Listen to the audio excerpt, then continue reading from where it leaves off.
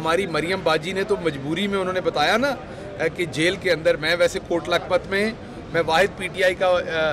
बंदा हूँ जो कोट लखपत के अंदर नवाज शरीफ साहब को 2-3 दफ़ा मिल के आया था। ये मैंने भी इस्त्री वाले कपड़े पहने हुए हैं, लेकिन मैं आपको पूरे दावे से कहता हूँ कि जब मैं मिलने गया था तो मियाँ साहब ने जो कपड़े पहने होते थे, वेस्ट कोट पहनी होती थी, शलवार कमीज़ पहना होता था, उसके ऊपर एक रिंकल नहीं होती थी, एक सलवट नहीं होती थी, बिल्कुल ज़बरदस्त इस्त्री हुए होते थे।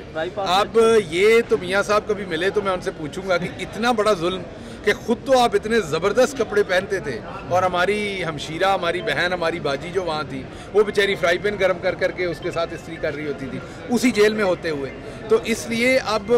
मईशत तो इन्होंने सारी जो है वो फ्राई पैन के ऊपर रख दी है। जिस तरीके से